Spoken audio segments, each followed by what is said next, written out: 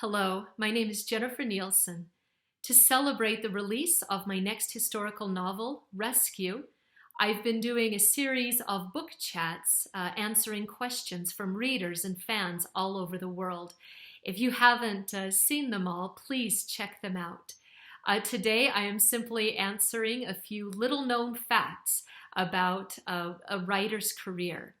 So let's dive right into question number one. This comes from Priyanka, who wants to know, how do you decide the cover for your books? I love this question because the truth is, I don't. And I probably shouldn't. I'm not an artist visually. I'm not that person. And so if the covers were up to me, that all kind of look like first grade art, and that's if I was doing my very best. Every publisher has illustrators that they hire, and the editor will work with the illustrator and the marketing department, and together they'll come up with the best possible cover for the book. Now, sometimes as an author, you love your cover and you just want to sleep with it under your pillow because you want it just that close to your dreams. But sometimes you're like, eh. Now, I've been very, very lucky. Scholastic has done an amazing job for me with every cover they have created. And so I've always been very grateful and appreciative of the illustrators who have worked so hard on my book covers, but I don't get any of the credit. Question number 2. Ellie G asks, what is the deeper relationship between all your historical fiction books? This is a great question, Ellie. Thank you. I think underlying it all is the idea of courage, that so many times people have been against overwhelming odds. And with courage, they have fought on anyway. They have pushed on anyway. And I admire them so deeply for the things that people in history have been able to accomplish. I want to pay tribute to them through my historical novels. And question number 3. Nida asks, what's your favorite underappreciated novel? All right, I'm going to suggest 5 books, and truthfully, I could suggest many, many more, but these are 5 books that I thought were fabulous, that probably didn't get as much recognition as at least I thought they deserved.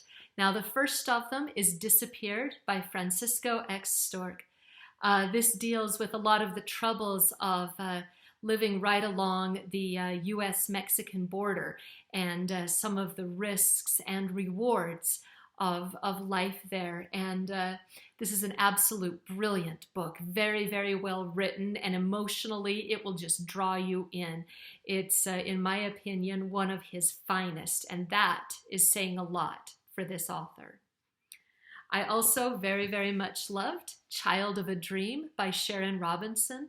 This is the daughter of legendary baseball player Jackie Robinson, and highly biographical, and it really opened up my eyes to a lot of the civil rights struggles back then, but especially in such a high-profile family, and the grace with which they dealt with so much opposition. It's, again, just a really wonderful book, well worth a read. If you're into something with a little bit more fantasy of a fill, The Lost Wonderland Diaries by J. Scott Savage is imaginative and fun and playful as a retelling of the Alice in Wonderland story, but in a way you've never really seen it before. It's just a very fun read. You'll have a smile on your face the whole time you are going through it. This is Show Me a Sign by Anne-Claire Lizotte.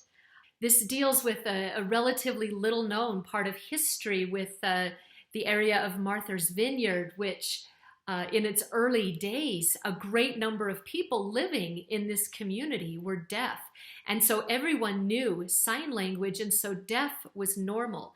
And it's about this wonderful, brave heroine, Mary, whose life is upended. And all of a sudden, everything she knows and is familiar with is changing.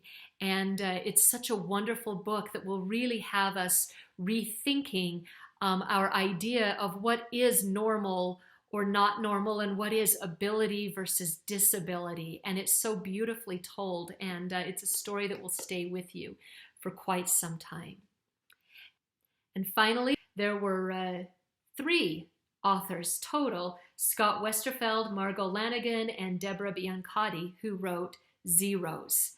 I loved this book. It's kind of a new take on what it is to be a hero, and a different sort of an origin story, and a character that I am so envious that I did not think of first. And if you've read it, Anonymous, all right, I just adore this character and the backstory. It's so beautiful and tragic and awesome and cool. And what they do with the characters in this story just makes it a really great and fun read. Now, if you have favorite books that you think don't quite get the attention that they deserve, please pass them on, recommend them to friends.